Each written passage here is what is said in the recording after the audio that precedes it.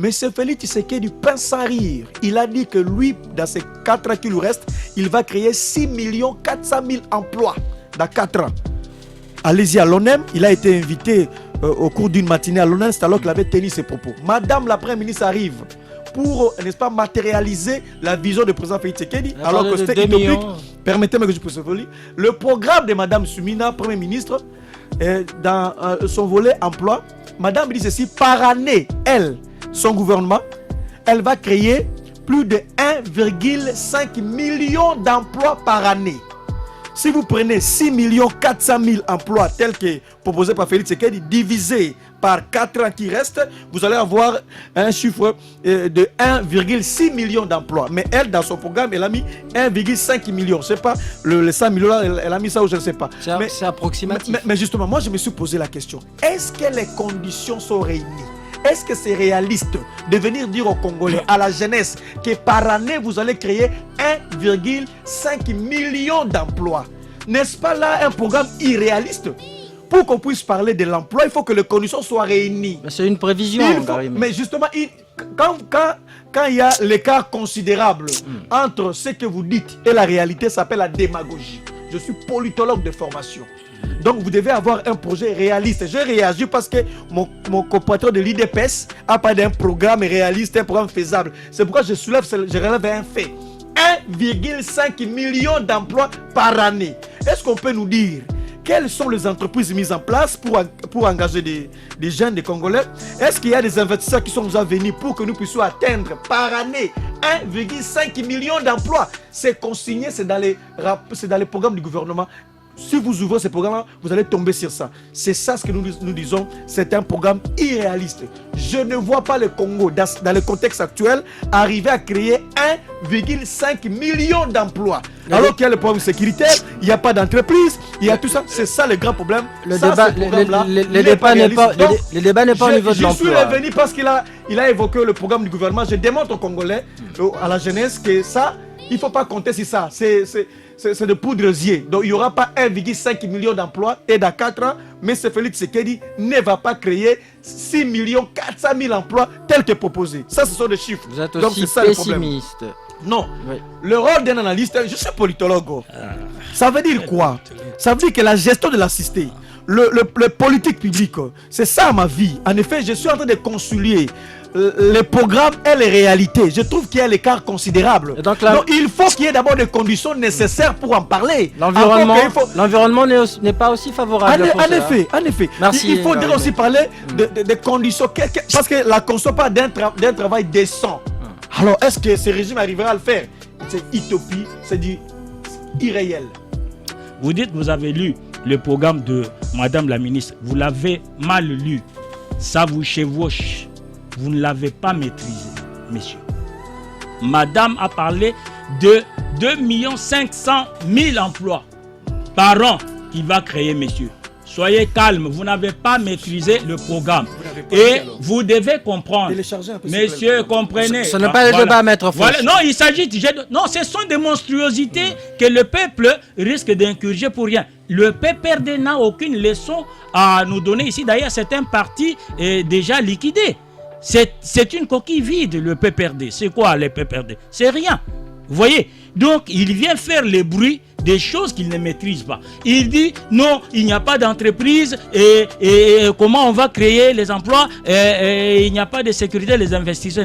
Il ne comprend pas. Il ne maîtrise pas ça. Vous voyez ça? Il ne comprend pas. J'ai pitié de lui. Et qu'il reste du côté des politiques que du côté économique qu'il ne pige pas. Donc, pour vous, l'arrivée des investisseurs précède la création des emplois. C'est pas ça. Mais à notre niveau, sur le plan interne, messieurs, je vous informe qu'à partir de l'agriculture, donc les systèmes que nous appelons en économie et en économie de développement, secteur primaire, on doit créer beaucoup d'emplois. La Chine s'est développée en important la terre noire et en développant l'agriculture. J'ai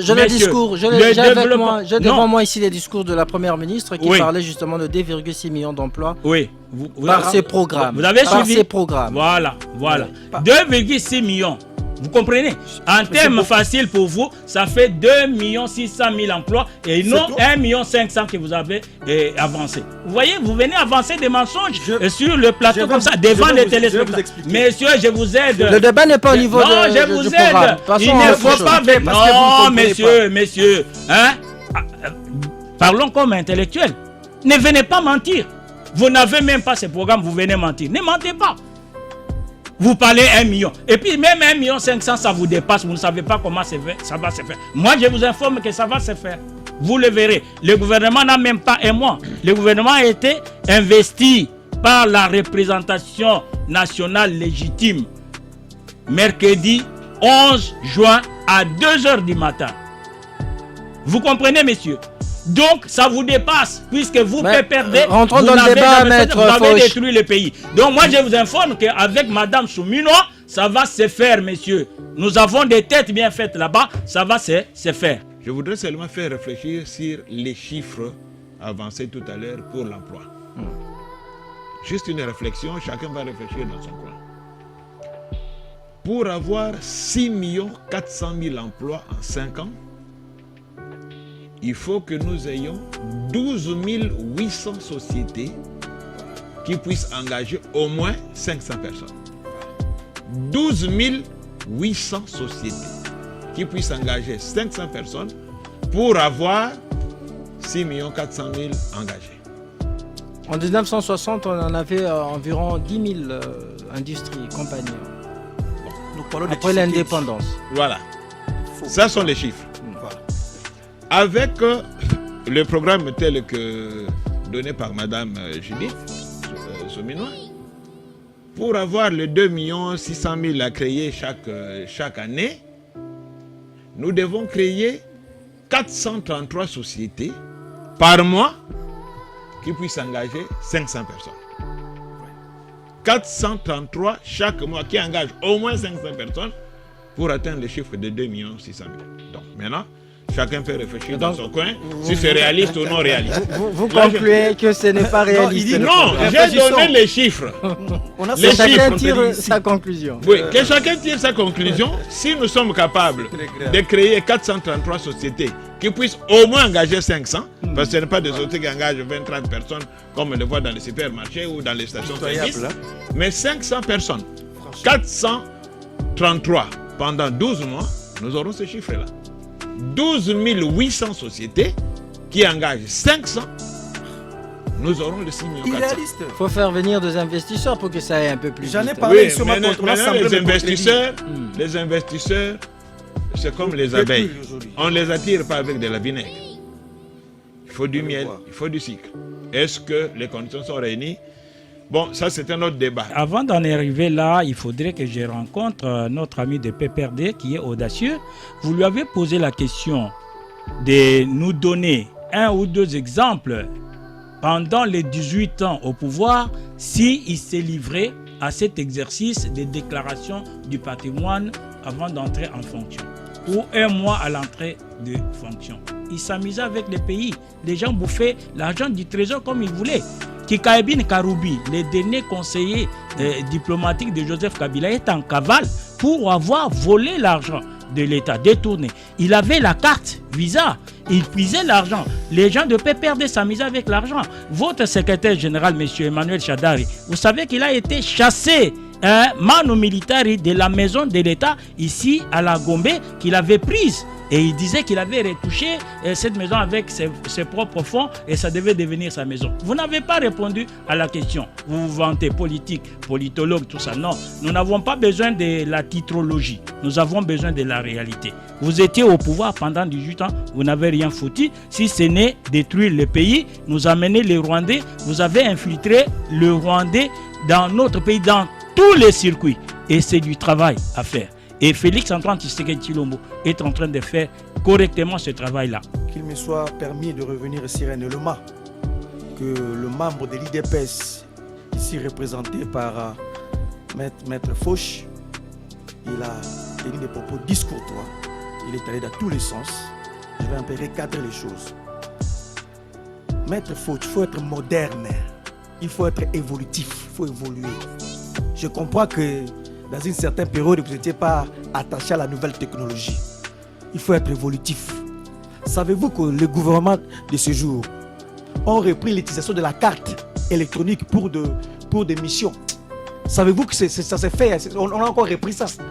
Il ne le sait pas. Donc l'UDPS a dénoncé, c'est Mais- a mais- repris je ce qu'ils vous avaient informe, dénoncé. soyez moderne. Où est Kikaya? Soyez évolutif, messieurs. Qu'est-ce qui a fait Messieurs, que Kikaya fuit? écoutez-moi. Où est Oh là Kikaya? là. Mais alors, Oh là là. tu discutes. Soyez bon. Réponds Oh là là. réponds à la question On qui t'est peut- on peut- posée. on peut- Calmez-vous, Où est maître Kikaya? Fauche. le Calmez-vous, maître Fauche. Je vous informe, mec. fais la honte. Foch, je vous informe. Votre gouvernement a repris l'utilisation des cartes. Renseignez-vous. Tu ne comprends pas. Renseignez-vous. Je prends l'exemple d'un ministre qui occupe un poste de souveraineté, comme celui de la défense, soit des affaires étrangères. Il effectue une mission à l'extérieur du pays. Il ne doit pas sortir avec une somme au-delà de 10 000 $. Est-ce que vous le savez? On ne peut pas quitter notre territoire avec une somme au-delà de 10 000 $. Mais qu'est-ce qu'on fait généralement? Ces ministres-là utilisent des cartes. Et je vous informe que l'actuel gouvernement a repris cela. Soyez moderne. Tu ne comprends pas. Et puis de deux. Monsieur, s'il vous plaît, laissez-moi parler. Nous ne sommes pas l'IDPS. Laissez-le. Nous ne sommes pas l'IDPS. d'antenne. On n'est pas sous les arbres ici. On n'est pas l'IDPS. Bon après-midi à toutes et à tous et content de vous savoir nombreux sur la 88.1 FM, fréquence radio de RTGA FM. Vous nous suivez également à la télévision sur RTGA Aude. Et comme toujours, vous avez aussi cette possibilité pour ceux-là qui nous suivent, peut-être pour la première fois, cette possibilité de nous suivre également à partir de votre smartphone en téléchargeant l'application des BlueSat dénommée Blue OTT International. Canal 993, il s'agit bien évidemment de RTGA Aude. Vous nous suivez également sur Canal+, Canal 365 et aussi sur Star Times, Easy et les autres TNT consorts. Et voilà, Christian Moses Massunga vous présente cette émission en compagnie de toute l'équipe technique de En Débrief.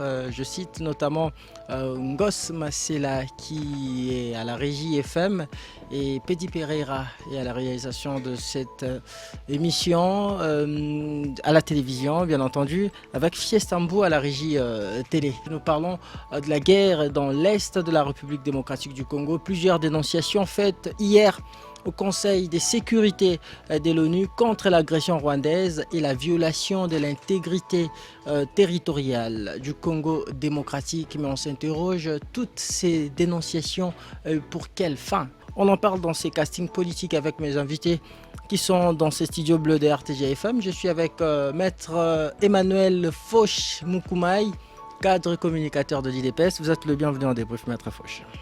Merci beaucoup, mon frère Christian, pour cette confiance légendaire à l'endroit de notre modeste personne. Nous vous disons toujours que chaque fois que nous recevons votre invitation, nous n'hésitons jamais de nous disponibiliser aux fins de décortiquer certaines actualités avec des milliers de téléspectateurs qui aiment En Débrief, qui aiment la RTGA. Merci, maître Emmanuel Fauche Mukumaï. Vous êtes face à Aristote Ngarimé. Il est lui secrétaire national adjoint en charge de la communication du PPRD de Joseph Kabila. Vous êtes le bienvenu en débrief. Merci, très cher ami, pour cette invitation. Ça fait longtemps, on ne m'invite plus, je ne sais pas, mais je suis quand même là présent. J'en profite d'abord pour saluer l'ensemble du peuple congolais. J'en profite pour saluer mes frères et sœurs de la province d'Ibaouélé. Je suis de Baouélé, territoire de Bouta. Je salue, vous êtes très suivis là-bas. On nous suit depuis Kisangani environ. En effet, si je martèle sur ça, c'est parce que j'ai eu des coups de téléphone. On me dit, Monsieur Aristote, vous avez l'habitude de passer sur RTGA, vous ne passez plus. RTGA est capté ici dans le Bazouélé, à Kisangani, raison pour laquelle j'en profite de cette tribune pour en effet saluer l'ensemble des Congolais, particulièrement mes frères et sœurs de Bazouélé. Et qu'il me soit permis également de saluer le président national de mon parti politique, le camarade Joseph Kabila Kabange, qui est presque avancé fin près de sa thèse, parce qu'il est en train de terminer sa thèse doctorale en sciences politiques et relations internationales. J'en profite également pour saluer le secrétaire permanent de mon parti, le camarade Emmanuel Zanchadari, le militant, de la résistance. Nous avions accepté de faire de la résistance, de dire non à ces régimes finissants, à ces régimes qui se caractérisent par l'essai erreur, à ces régimes de tâtonnement, à ces régimes que nous appelons comme une erreur de parcours. Ces régimes. Nous sommes derrière Kabila Kabange et nous continuons la résistance. Aristote Ngarime, auteur d'un livre, d'un ouvrage. En effet, je suis submergé par des coups de téléphone. Merci de me relancer. Je suis submergé. En fait, le lot que je détenais, c'est presque fini. Donc, je dois encore commander. J'ai écrit un livre. Vous avez recensé les livres de promesses de Félix Tshisekedi. Plus de 256 promesses non tenues. Je suis l'auteur de ces livres-là. C'est tellement consommé en Europe. On m'appelle de partout. Je vends, ça se vend à $20. Donc, le livre de promesses de Félix Tshisekedi. Depuis qu'il est au pouvoir, le premier quinquennat, j'ai recensé plus de 256 promesses documentées avec des dates de lier où la tennis, toutes ces promesses-là. Il n'y a même pas moyen de nier. Et je produis un livre. J'ai commenté ce livre-là. Je souhaiterais, depuis lors de la séance de filles, j'aurais voulu aussi que quelqu'un de l'UDPS puisse me contredire scientifiquement, parce que j'ai écrit un livre scientifique sur les promesses non tenues de Félix Tshisekedi. Les bons sens voudraient que vous fassiez également mention de promesses tenues. En effet, c'est raison pour laquelle j'ai évoqué cet aspect des choses dans l'introduction. Il se pourrait que pendant que je suis en train de rédiger ces livres, certaines promesses étaient en train de se réaliser. Il se pourrait que, mais cela ne va pas diluer la ténère de ces livres parce qu'il y en a plus de 256 promesses non tenues avec des dates. Je souhaite qu'un haut cadre de l'UDPS puisse me contredire. Merci. Depuis lors des ans, depuis une année aujourd'hui, il n'y a pas de contradiction. Donc, retenez que M. Félix Tshisekedi se caractérise par des promesses non tenues de son quinquennat et il va encore rajouter par les 6 axes qu'il a récemment présentés. Et je vais continuer le deuxième tome de mes livres, parce que ça c'était le premier tome.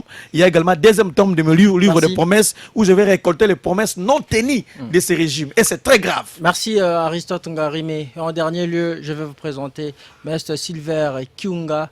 Il est lui avocat et aussi analyste politique indépendant. Ça fait un bon bout de temps qu'il n'est plus passé sur les ondes de RTGFM. Vous êtes le bienvenu à En Débrief, Maître Silver. Oui.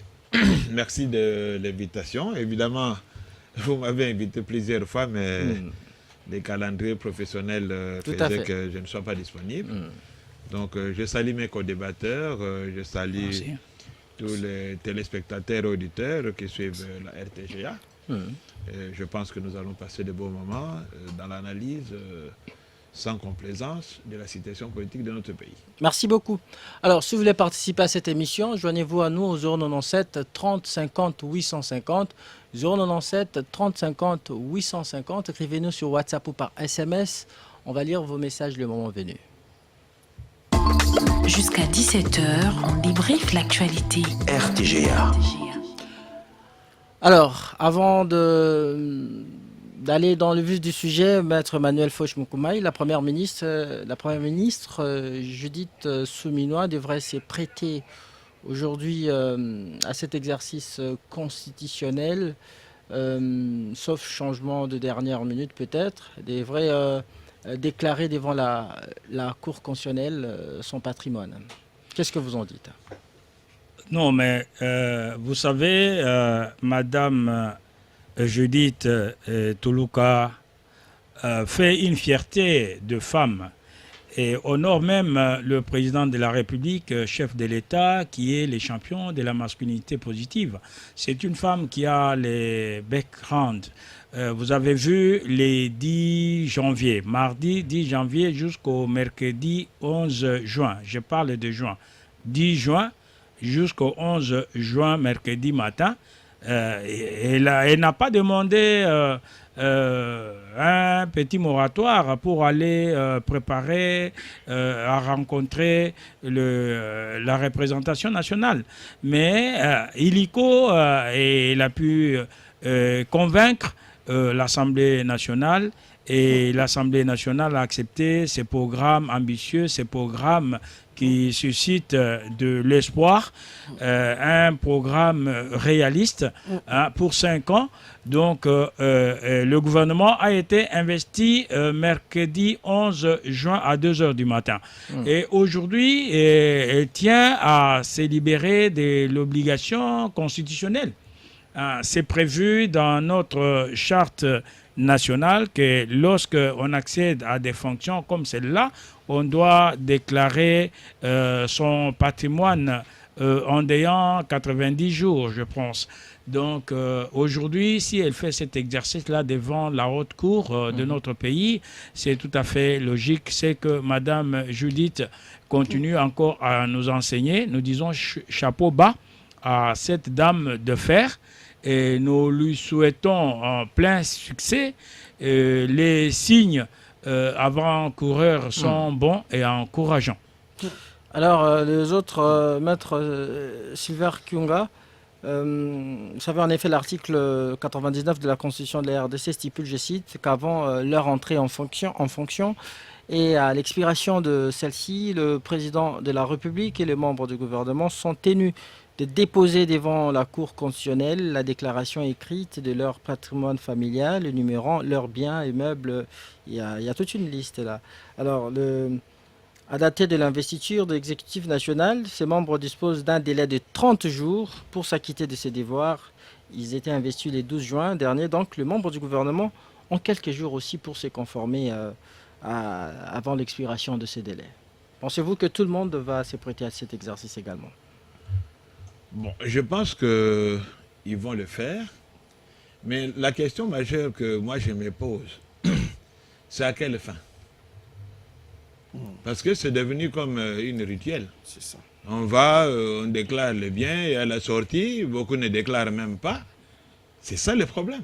Or, cette procédure a été instituée pour lutter contre justement l'enrichissement illicite, la concussion, les délits d'initié et tout ça. Mais jamais on a vu à la fin, quand le mandataire public ou les hommes politiques qui quittent le pouvoir, qu'on ait la suite. C'est ça. Parce qu'on voit des gens qui entrent au pouvoir ou aux affaires sans rien, mais à la sortie, il a une richesse insolente. Exactement. Une richesse insolente. D'accord. Alors, quelle est la suite de tout ça?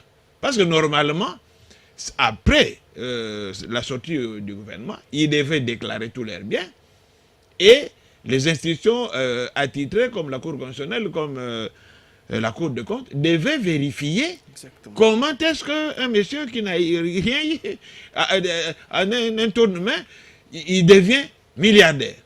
Donc, ça devrait, si vraiment les choses allaient comme sur des roulettes ou comme dans des pays normaux, on devrait enquêter, auquel cas, s'il y a des indices d'enrichissement sans cause, récupérer ces biens là-bas pour être vendus et récupérés par les trésors publics.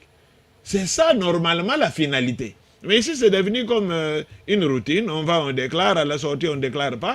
Et puis, tout le monde est parti. Donc, moi, je pense qu'il ne faut pas, parce que j'ai toujours dit dans ce pays ici, nous n'avons pas une crise de textes. Notre problème, c'est l'application. Les textes sont là. Parce que depuis que moi, je suis sur cette terre ici, dans ce pays, je n'ai jamais appris que à la sortie d'un membre du gouvernement, qu'il ait déclaré une richesse qui est tellement insolente que les institutions attitrées ont enquêté pour sanctionner ou savoir comment expliquer ça. Rien du tout. On a vu Chéribon Oken d'heureuse mémoire le faire lorsque c'était rendu à la Cour constitutionnelle. C'était, je crois même, ces dernières traces ces jours-là qu'on a eu, c'était ce jour-là. Il était justement allé déposer, faire une déclaration sur son patrimoine. Oui, mais bon, cette histoire d'invitation de Chéribon, c'est sélectif. Parce qu'on n'a pas invité tout le monde. C'est ça le problème. Exactement. On n'a pas invité tout le monde. Maintenant, reste à savoir, lui, on l'a invité pourquoi? Parce qu'il y a son collègue ministre, je crois, Mwando Simba, qui avait dit que lui n'avait pas été invité. Donc, il ne faut pas qu'on puisse appliquer les règles de droit d'une façon sentimentale ou à double vitesse.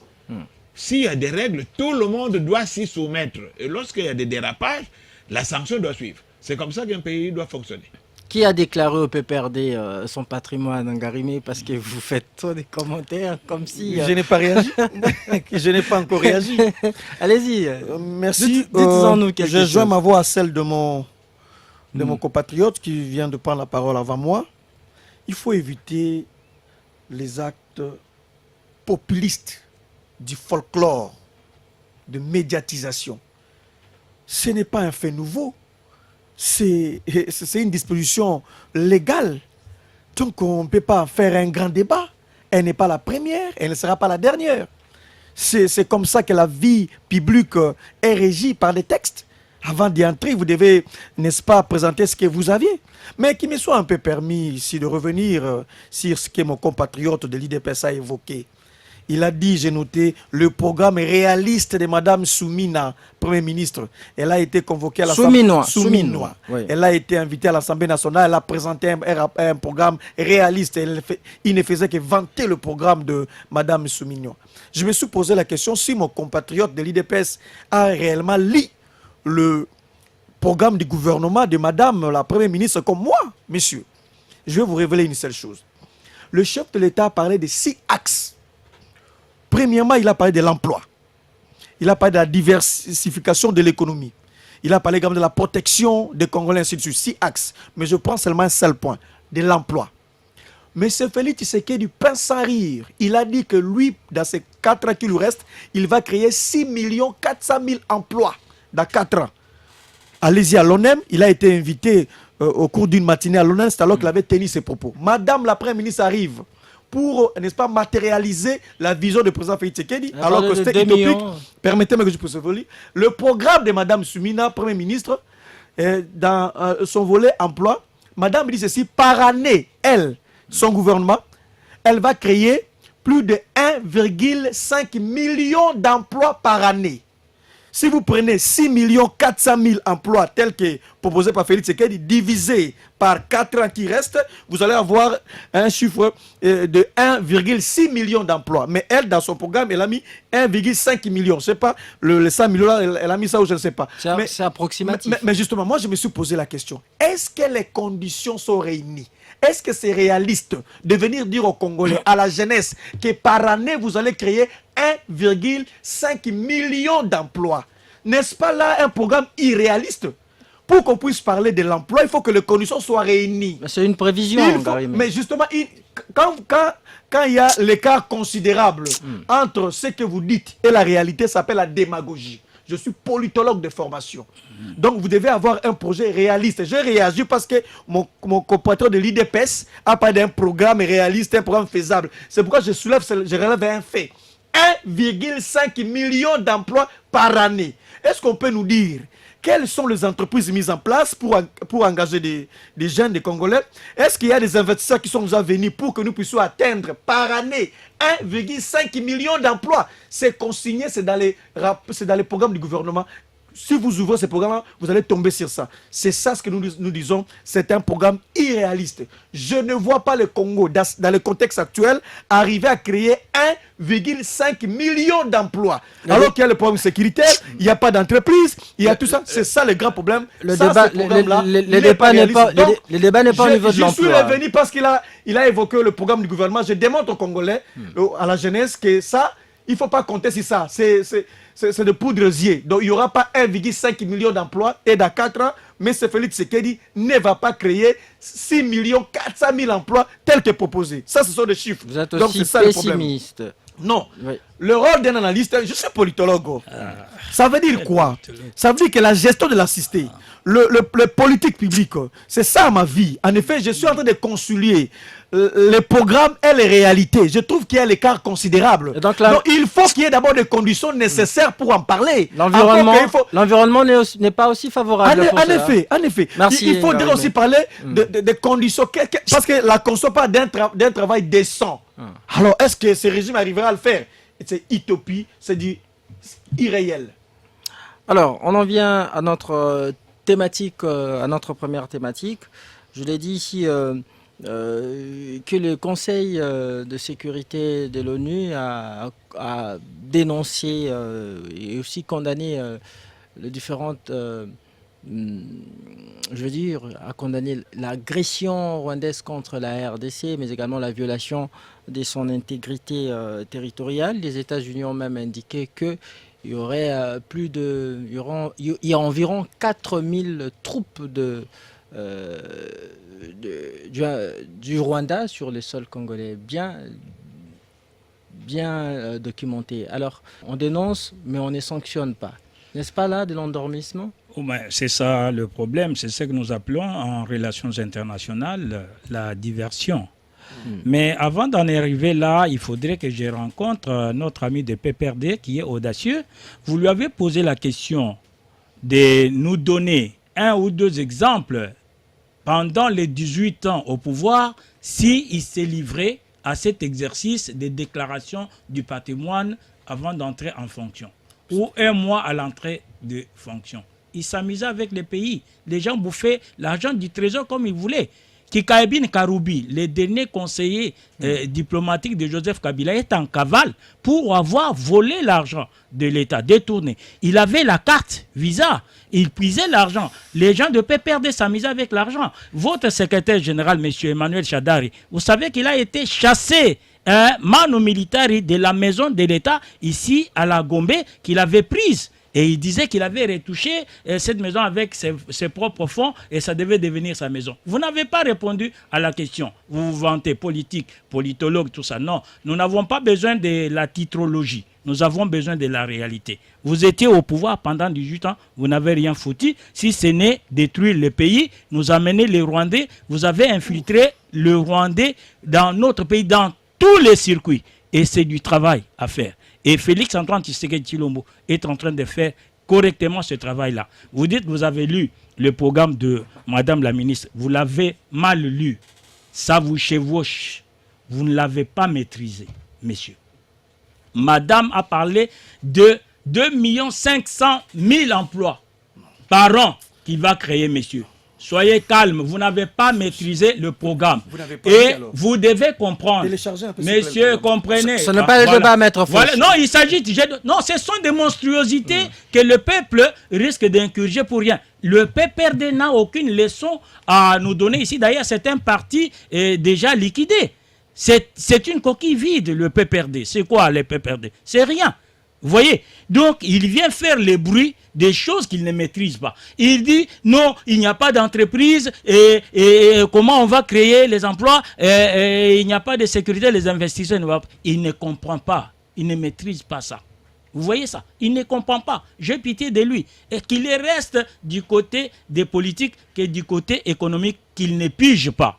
Donc, pour vous, l'arrivée des investisseurs précède la création des emplois. C'est pas ça. Mais à notre niveau, sur le plan interne, messieurs, je vous informe qu'à partir de l'agriculture, donc les systèmes que nous appelons en économie et en économie de développement, secteur primaire, on doit créer beaucoup d'emplois. La Chine s'est développée en important la terre noire et en développant l'agriculture. J'ai devant moi ici les discours de la première ministre qui parlait justement de 2,6 millions d'emplois. Oui.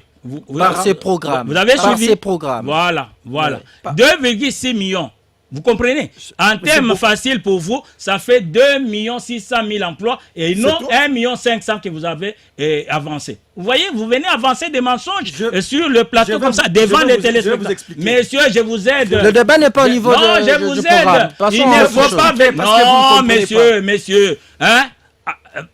Parlons comme intellectuels. Ne venez pas mentir. Vous n'avez même pas ce programme, vous venez mentir. Ne mentez pas. Vous parlez 1 million. Et puis même 1 500 000, ça vous dépasse. Vous ne savez pas comment ça va se faire. Moi, je vous informe que ça va se faire. Vous le verrez. Le gouvernement n'a même pas un mois. Le gouvernement a été investi par la représentation nationale légitime. Mercredi 11 juin à 2 h du matin. Vous comprenez, messieurs? Donc, ça vous dépasse, puisque vous perdez, rentrons dans le débat, maître vous avez détruit le pays. Donc, moi, je vous informe qu'avec Madame Souminois, ça va se faire, messieurs. Nous avons des têtes bien faites là-bas, ça va se faire. OK? Donc, nous parlons de la sécurité, je vous ai dit que c'est la diversion. Hein? Il y a eu le rapport mapping, il y a eu le rapport des inspecteurs de l'ONU, il y a eu le rapport de la MONUSCO. Vous avez même suivi Madame Bintou. Keïta, en train de plaider pour ça. Donc la MONUSCO signifie quoi? La mission des Nations Unies pour la sécurisation, pour la sécurité du Congo. Est-ce qu'aujourd'hui, la MONUSCO s'occupe encore vraiment de la sécurité? Le Rwanda est sur les territoires congolais. Tous les principes du droit international sont foulés aux pieds. La charte des Nations Unies est foulée aux pieds par le Rwanda. Et le Rwanda n'a pas une armée cotée sur le plan international et sur le plan africain.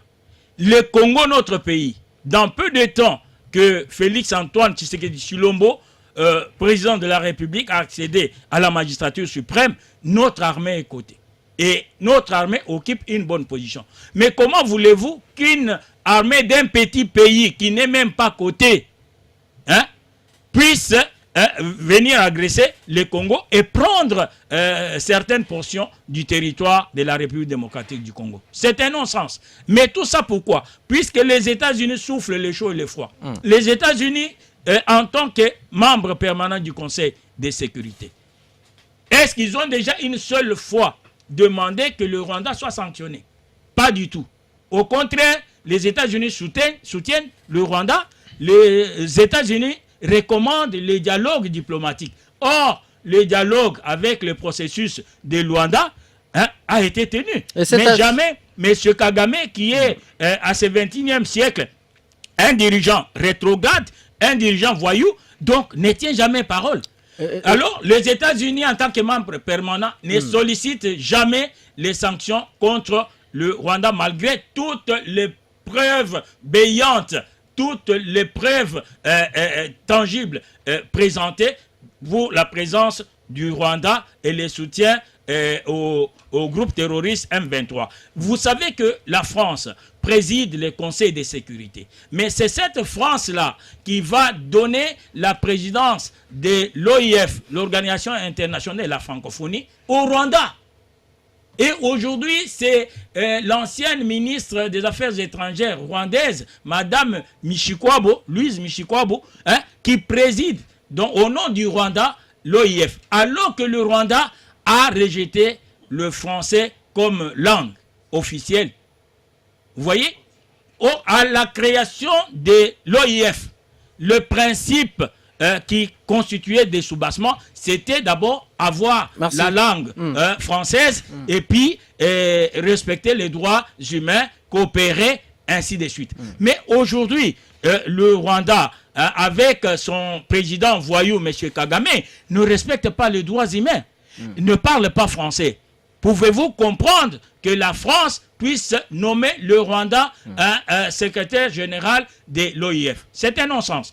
En plus de cela, la France a prorogé la coopération militaire avec le Rwanda jusqu'en 2025. À quelle fin? À quelle fin? Même si on est aveugle, même si on est un homme moyen, on doit comprendre que la France est en train de financer le Rwanda, de soutenir les dirigeants voyous Kagame pour continuer. Je redonne la parole. Bon, j'explique en disant ceci. Donc, vous avez même suivi l'Union européenne qui a conclu des conventions sur les minéraux avec le Rwanda. Les minéraux qui ne se trouvent pas au Rwanda, que le Rwanda ne produit jamais. Allez-y comprendre quelque chose là-bas. Donc, le complot contre le Congo est international. Le complot est international. Et vous savez que même la force de la SADC qui était là, vous avez vu la force de la communauté des États de l'Afrique de l'Est, même M. Ruto du Kenya, il a trahi, il s'était fait en tant que nilotique, comme le dirigeant voyou Kagame, nilotique, il est allé faire le lobbying du Rwanda à l'étranger. Quelle honte! Quelle honte. Maître, je vous redonne la parole. Je vous redonne la parole.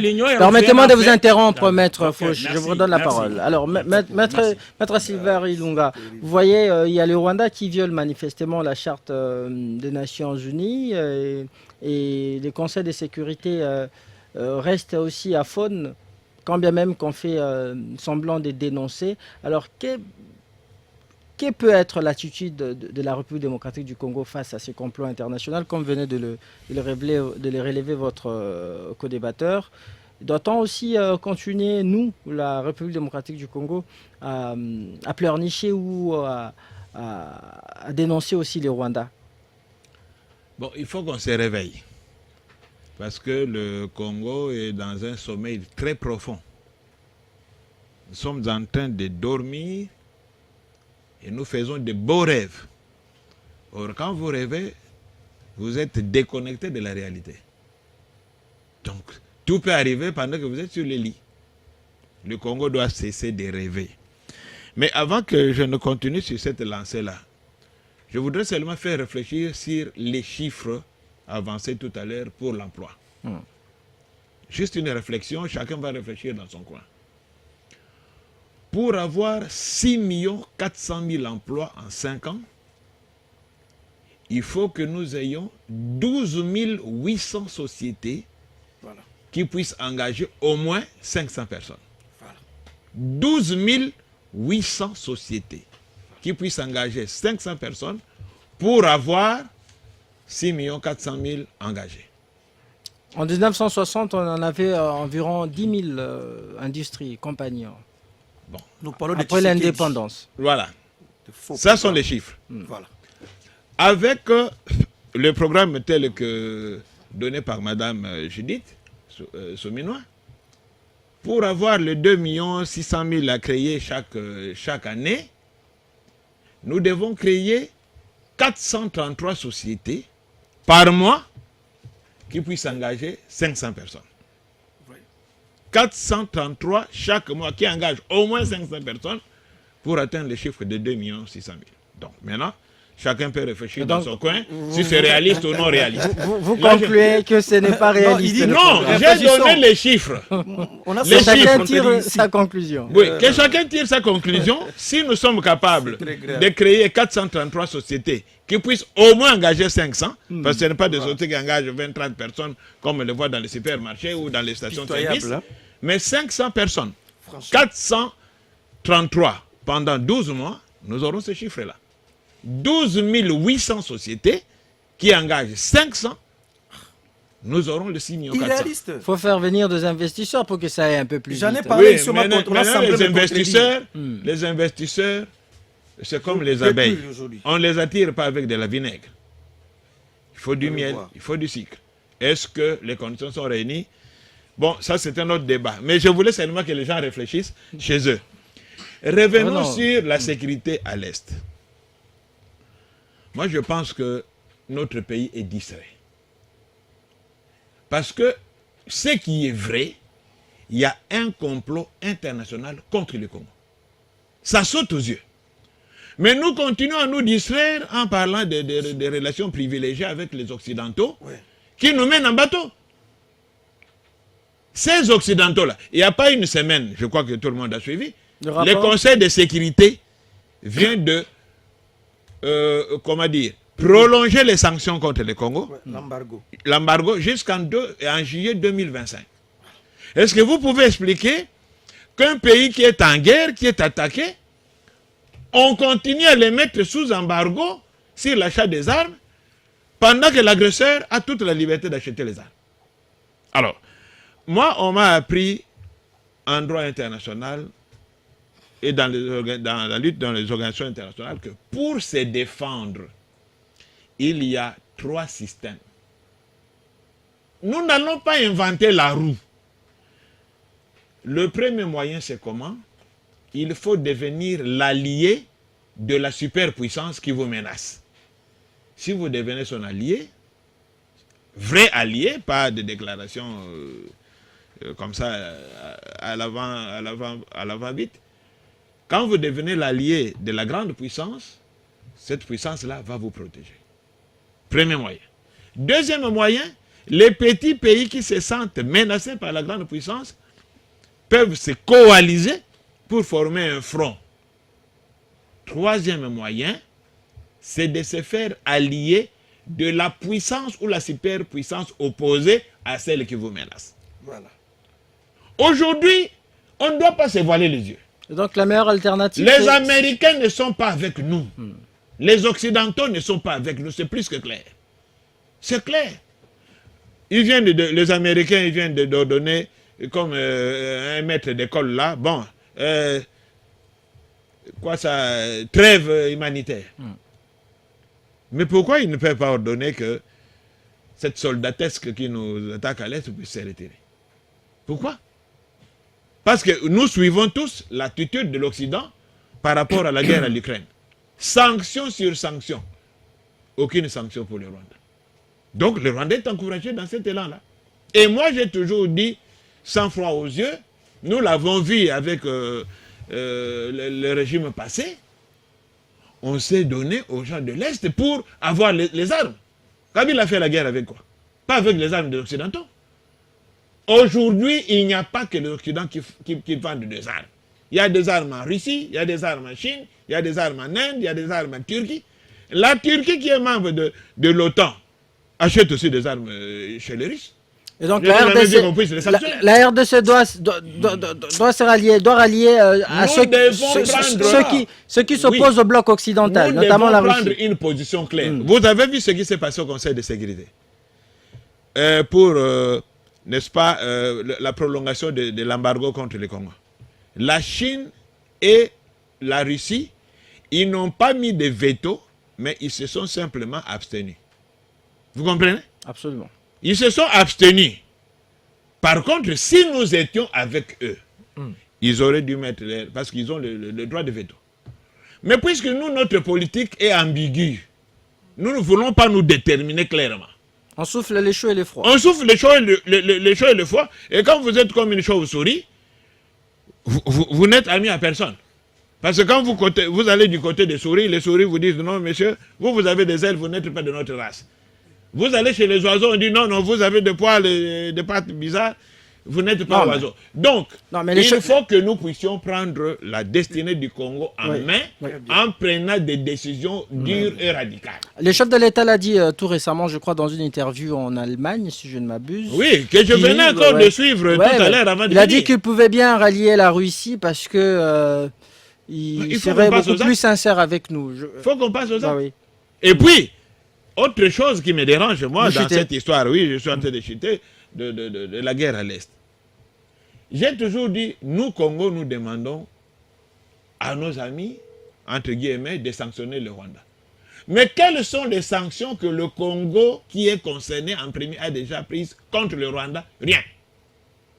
J'ai toujours parlé, depuis 2 ans maintenant, de la fermeture des frontières. Pourquoi nos frontières sont ouvertes?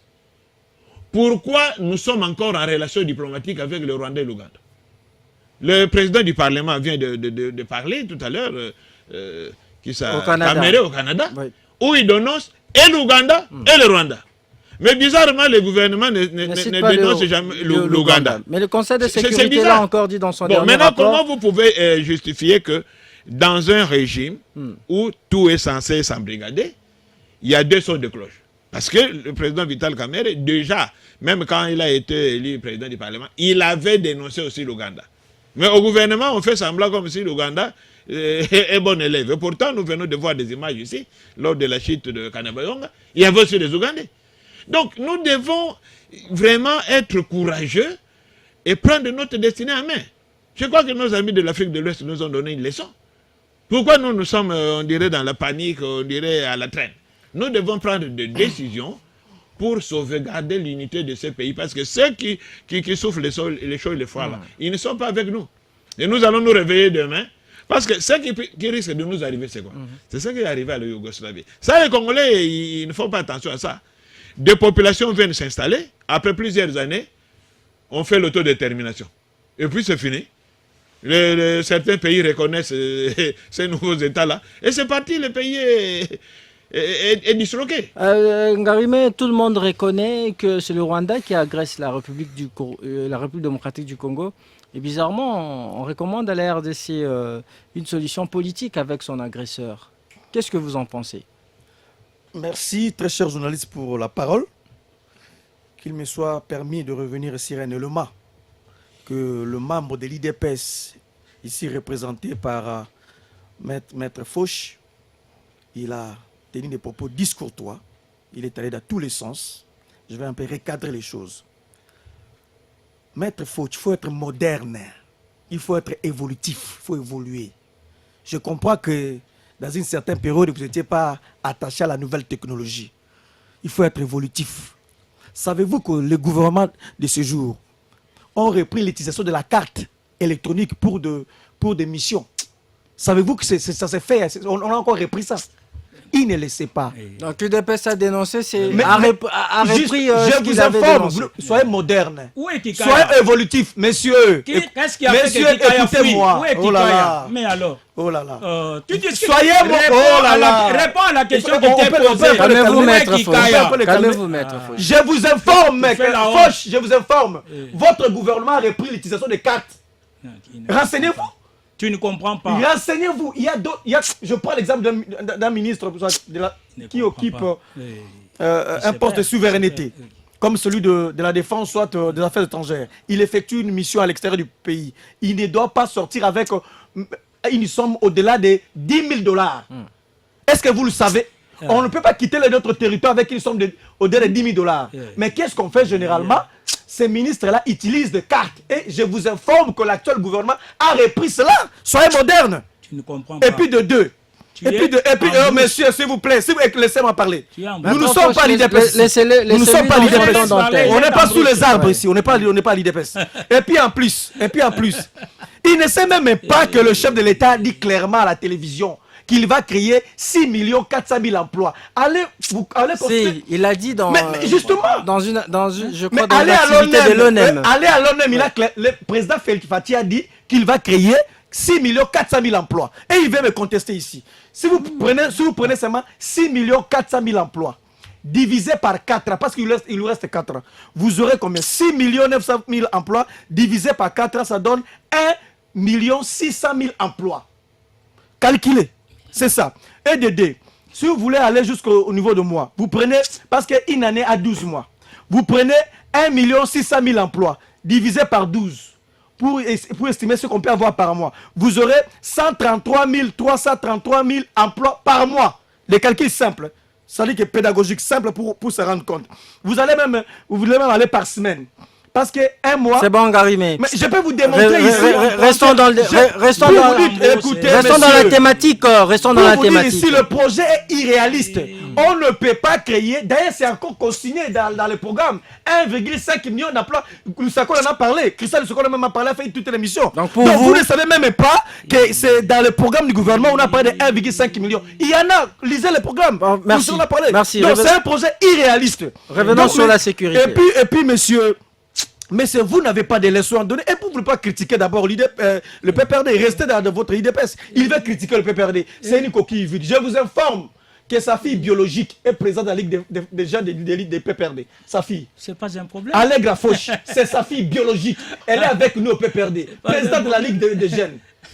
C'est une femme intelligente, mais elle va critiquer le PPRD ici. Il y a juste une liste. Nous avions conçu, c'était pour vous faire comprendre comment est-ce qu'on détourne. Est-ce que ce régime a une leçon à nous donner, nous le PPRD? Merci, Garimé. Restons dans le débat. Vous épuisez votre temps 57 d'antenne. millions de tournements, des 324 millions de tournements, des 102 millions de tournements de Tillet Gelou, des 300 millions de Covid, des 600 millions de Aristote. Restons dans la thématique. Je vous convie au débat. S'il vous plaît. Parce que c'est mon domaine aussi. Maintenant, ça c'est la diplomatie. Je réduis là-dessus. Il vous reste 4 minutes. Le président Félix Tshisekedi nous a fait croire que lui, il avait une diplomatie agissante. Et qu'il a fait plus de 300 voyages à l'extérieur. Il a convaincu la communauté internationale. Et désormais, il a avec lui toute la communauté internationale. C'est ça la diplomatie agissante. Il en a même parlé ici. Moi, j'ai dit toujours à Fauci, parce qu'on a eu des émissions avec lui. J'ai dit que non, la diplomatie agissante, c'est une approche. Et cette approche-là doit avoir un contenu. Il faut qu'il y ait des résultats. Non, Félix Tshisekedi a une diplomatie agissante. Il voyage beaucoup, il est apprécié. Voilà d'abord ce que nous voyons aujourd'hui. Ça veut dire tout simplement que la diplomatie agissante n'a jamais existé. C'était une diplomatie de Moutouachi, de folklore. Ça n'avait pas sa raison d'être. Bref, aujourd'hui nous sommes agressés. Mais je ne vois même pas une nation, comme mon aîné a dit ici. Je ne vois même pas une nation qui se range derrière la RDC pour dire que je vous soutiens. Mais nous sommes trahis par la communauté internationale. Où est la diplomatie agissante de M. Félix Tshisekedi? Le voyage qu'il a effectué à l'extérieur du pays, ça a servi à quoi? Donc, sur le plan de la diplomatie, c'est échec. Je vais dans les fonds. On nous a fait quoi dans ces pays s'il y avait l'insécurité à l'Est?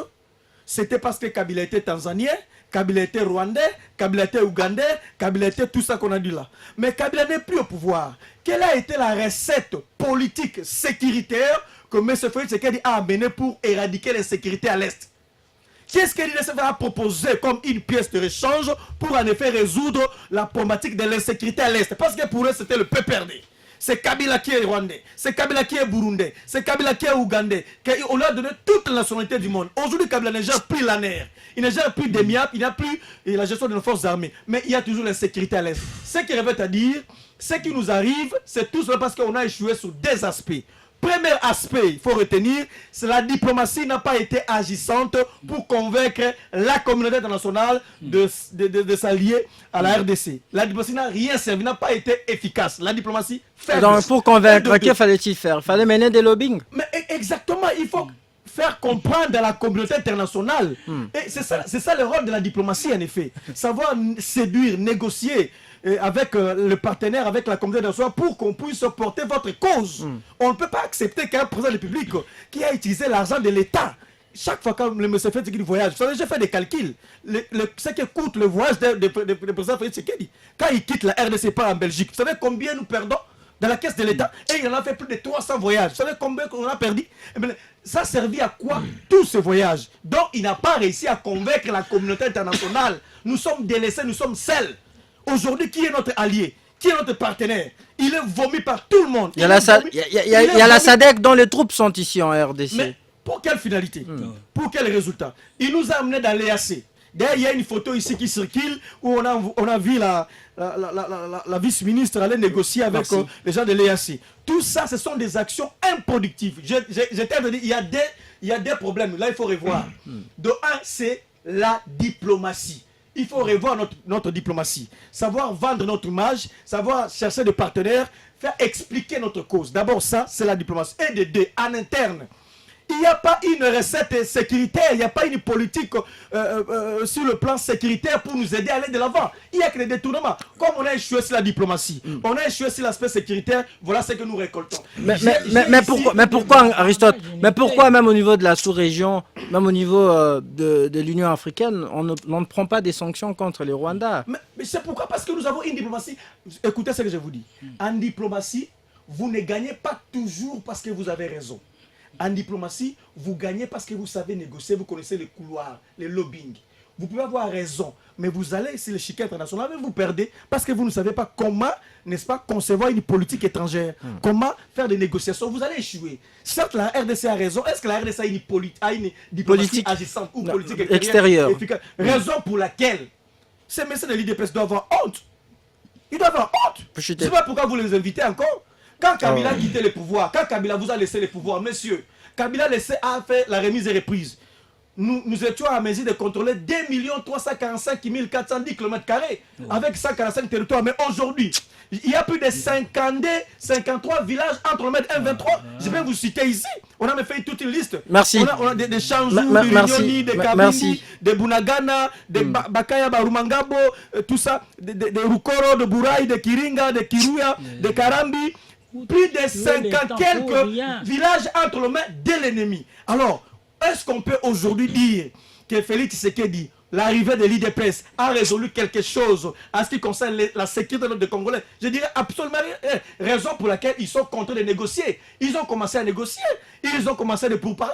Et ici, il est réellement un au cas de l'IDPS. Ils doivent le savoir. Donc, tout simplement, c'est l'échec de ces régimes. C'était une erreur de parcours, ces régimes. Ces régimes n'ont rien servi. La République est insécurisée aujourd'hui. Il y a le chômage. L'économie est presque par terre. Merci. Rien n'a évolué avec l'arrivée de Félix Tshisekedi au pouvoir. Merci. Ça, il faut le dire. Vous avez 3 minutes pour... Non, vous leur avez donné trop de Non, minutes vous avez pour eu le même temps d'antenne. Inutile. Non, il dit des choses... Répondez à la question. S'il vous plaît. Je vous donne 4 minutes. 4 minutes. S'il vous plaît. Vous pouvez les gérer dans votre temps Non, d'antenne. le monsieur de PPRD raconte des verbiages. Je dois lui faire savoir que j'ai fait les sciences commerciales et financières avec distinction. J'ai fait les droits économiques. Monsieur, écoute. Écoute-moi, je suis expert comptable. Oh là là. J'ai fait les droits. Messieurs, écoute. Calmez-vous, Ngarimé. Écoute, messieurs. Ce n'est pas votre temps de parole. Écoute, je te remets à ta place. Tu dois savoir que j'ai fait les droits économiques et sociaux avec distinction. Beaucoup de distinctions. Et je suis plaideur professionnel. Hein? Je suis juge. Oh là là. J'ai des comptes en banque avec carte, messieurs. Oh là C'est là. la honte qu'à ton âge. Non, c'est la Ça honte. sert à quoi tout ça? Mais on n'en a pas mais besoin. protégez-moi, non? Calmez-vous. Allez-y, je vous sécurise. Messieurs, À ton âge, tu te dis intellectuel, tu dois dire moi je ne connais pas le numérique, je ne connais pas des cartes. Mais je te dis j'ai des comptes bancaires avec des cartes. Je ne vais pas te les exhiber, messieurs. Hein? Je suis un cerveau, une matière grise dans ce pays. Tu as cité à l'égard ma fille, tu vois mon œuvre. Hein? Donc il faut la considérer. Non, le parti, ce n'est pas un problème. Ça, c'est pas un problème. C'est son choix. C'est son choix. Hein? Elle est majeure, c'est son choix. Voilà. Donc tu dois avoir des considérations. Je n'ai pas refusé des cartes Visa, messieurs. Je n'ai pas dit qu'on n'utilisait pas des cartes Visa. Que les gens qui exerçaient les fonctions de l'État pouvaient en disposer. Mais Kikaya a continué à détenir par devers lui, sans qu'il soit plus en fonction, les cartes Visa en train de puiser l'argent à la banque, messieurs. Et il est en cavale aujourd'hui à cause de ces détournements-là. Messieurs, bon, écoute, écoute, le directeur de cabinet de Joseph Kabila a détourné 32 millions de dollars payés par le Congo-Brazzaville à la RDC pour la consommation du courant. 32 millions de dollars. Directeur de cabinet. On ne l'a même pas entendu. Mais M. Bouchard, tu ne le connais pas. Pourquoi vous l'arrêtez pas? Regardez. Merci, calmez-vous. Regardez. Venons dans le débat. Si vous n'avez pas... Tu fais la honte. Non, tu fais la honte. Tu fais la honte. Maître Fauche, nous La commentons... création des entreprises, les investissements, nous les appelons en orthodoxie comptable et en économie, les capitaux longs. Notre frère a parlé de 3 hypothèses. Il faut être avec les gens qui sont forts. Nous ne sommes pas avec la France. Nous sommes même membres de l'OIF. Nous ne sommes pas avec les États-Unis. Pourquoi nous avons des ambassades ici? Vous voyez? Donc je vous informe que c'est Joseph Kabila qui a ouvert l'ambassade de la RDC au Rwanda. Et jamais du temps de Joseph Kabila, personne n'a ouvert la bouche pour condamner le Rwanda. Maître Fauche. Mais nous, calmez-vous, Maître Fauche. Est-ce que vous pouvez répondre? Merci, Narimé. Merci, Narimé. Vous n'avez plus la parole. Merci. Il ne faut pas tolérer des choses comme ça. Merci. Maître Fauche, vous n'avez pas la parole. On prend une pause, on reviendra juste après pour poursuivre les débats. Jusqu'à 17h, on débriefe l'actualité. RTGA. Voilà, nous sommes de retour dans notre studio bleu de RTGA FM. Vous nous suivez ici à Kinshasa, en province et en dehors de nos frontières. Merci de continuer à nous envoyer vos messages que nous lisons déjà là. Bonsoir, ma radio, c'est Papa Joe à Mongafula. L'UDPS nous amène le désordre au sein du parti jusqu'à la tête du pays. Le non-respect de leur statut, c'est ce qui pose les conflits. Nous n'avons pas besoin des rapports des experts de l'ONU, nous avons besoin des sanctions contre les Rwandais. Nous sommes fatigués de leur dénonciation. Bonjour ma radio, je vous appelle depuis la commune de Lancé, les quartiers Kinkole. Avant d'enlever la paille dans l'œil de ton prochain, il faut enlever la poutre dans ton propre œil. Que monsieur Aristote écrit d'abord les livres sur les promesses non réalisées dans le programme de la révolution de la modernité de son chef Joseph Kabila, car la charité bien ordonnée commence par soi-même. Correct. Bonjour, cher Grand Moses, et félicitations pour les castings de cet après-midi. Et en ce qui concerne, il veut dire la guerre dans l'est de la RDC, le président Tshisekedi a ordonné au FARDC de pouvoir amener les actions idoines pour but de récupérer tous nos territoires occupés par les rebelles du M23. Donc, fini la récréation.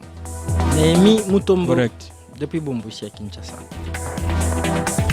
Bonjour RTGA, je félicite le rapport de l'ONU à ce qui se passe en ce qui concerne par rapport à ce qui se passe à l'est du Congo concernant l'agression ougandaise et rwandaise sur notre sol.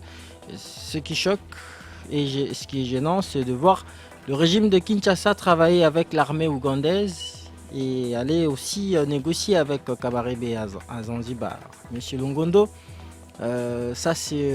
sa place est en prison pour l'argent de Covid. Et M. Kabouya doit répondre, il dit, la corruption des députés provinciaux de Kinshasa. Roi David de Pungalima. Bonsoir RTGA. Visiblement, Félix Tshisekedi est essoufflé. Il ne sait plus quoi faire pour la RDC. Il nous a emmené l'armée ougandaise sans succès. Il a intégré toutes les organisations régionales sans succès. Qu'est-ce qui lui reste encore si ce n'est pas la démission? Message de Léon. Pas du tout. très bon. Émission. Salut ma radio, Michel depuis Kimpese dans le Congo central. La population a compris l'endormissement des Occidentaux, mais chose grave, Félix Tshisekedi n'arrive pas à comprendre comment les Occidentaux couvrent le Rwanda. Si c'était Kabila, dans 3 jours, les M23 pouvaient déjà fuir. Félix est venu. On avait vaincu en 2013. Kabila avait vaincu le M23. Où est Mamadou Ndala? 2013, Où est Kabila Général avait vaincu le Baouma? M23. Où est Général Baouma? Bonjour RTGA. Où est PPRD Bouchard n'a Mabé? pas de leçons. Il dit le PPRD n'a pas de leçons Vraiment. à nous donner. Si nous souffrons aujourd'hui, c'est parce que PPRD a donné le pouvoir du peuple à l'UDPS. Voilà 6 ans. L'UDPS est incapable d'assurer C'est ça, la 6 ans sécurité déjà. sociale. Voilà. Éducation, Wapimbo. Il compte des années comment? Wapimbongwaram. Même imprimé rien. très Même grave. imprimé rien. Bonjour. Bonjour Christian Moses. La dame peut... Il n'y a pas une dame ici. Bon, le message me paraît un peu compliqué. Bonjour ma radio. La déclaration écrite du patrimoine de membres du gouvernement doit se faire avant leur entrée en fonction, conformément à l'article 99 de la Constitution. Or, la première ministre a déclaré ses patrimoines après avoir entré en fonction. Ils ont le moratoire de 30 jours. La crise au sein de Et l'UDPS, non, ce pas 30 monsieur jours. Kabouya du fait qu'il est tout en lui-même, les SG, président, AI, communicateur de l'UDPS, c'est l'égoïsme politique. Voir Kabouya au sein de l'UDPS, c'est revoir l'image de Kabound. Message de Nathan Seki. Bonsoir ma radio. Nous, peuple, nous ne sommes plus dupes. Avec ce gouvernement, Félix, son projet est de piller l'argent du Congo pour son repos politique, parce qu'il ne reviendra plus au sommet de l'État. Mon message, il dit demande-moi à Aristote où se vend le livre des promesses de Félix Tshisekedi. Babam Pongo, analyste politique. Je crois que je vais laisser un lot ici auprès de vous. On peut facilement vous contacter pour avoir ça. Je laisserai un lot ici. Non. Les livres des promesses de Félix Tshisekedi. Nous ne sommes pas... Non, justement, dépositaires. parce que- Une brochure que tu as faite. Bonjour, bonjour. Vous n'avez même pas lu. Qui n'est Vous pas n'avez pas lu. réaliste. Vous n'avez pas lu. Vous n'avez pas la parole. Bonjour monsieur journaliste. quel ouvrage. Moses, pour l'UDPS, il parle trop. La RDC actuellement, il dit c'est la faute à Joseph Kabila qui nous a... Je ne sais pas comprendre le message. Bon, on va lire le dernier message peut-être. Non. Bonjour Christian Moses. Pour monsieur Eteni, il ne maîtrise pas le statut du parti UDPS Tshisekedi. Avec Fatih Béton, pas de dialogue avec l'homme 23. Et pour infiltrer le Congo comme faisait Joseph Kabila. Papa Matondo, à Mongafoula. Bonjour. Salut RTGA, félicitations à Maître Aristote et Merci. l'autre analyste pour leurs analyses pertinentes. Merci beaucoup. Voilà. Merci. Ainsi se referme mon débrief de ce mardi 9 juillet 2024 sur les ondes et les antennes de RTGA. Vous étiez nombreux à nous envoyer vos messages. Désolé pour ceux dont les messages n'ont pas été lus. Je signale que j'étais avec Ngarimé dans ce studio bleu de RTGA FM. Il est secrétaire national en charge de communication du PPRD de Joseph Kabila. Merci. Maître Foch Emmanuel Moukoumai, cadre communicateur du parti présidentiel UDPS, et maître Silver Kyunga, il est lui analyste politique indépendant. Si vous avez aimé cette émission, sachez qu'il a connu les concours techniques, bien entendu, de Ngos Masela, qui était derrière, ils étaient sur le manette à la régie FM. Et Pedi Pereira, on a réalisé cette émission à la télévision. Fiestambou était justement à la régie télévision. Christian Moses Masunga qui vous parle, vous l'avez présenté. On se retrouve demain pour un nouveau numéro dans Débrief. Et aussi, je crois bien à 22h30, vous allez suivre cette émission en rediffusion. Et à 23h30, à Goma, vous allez suivre aussi cette émission. Vous nous suivez sur les ondes FM, sur 87.5 MHz. Restez avec nous, bon suite de nos programmes, à très vite. Jusqu'à 17h, on débriefe l'actualité. RTGA. Vous écoutez RTGA. Il est 17h.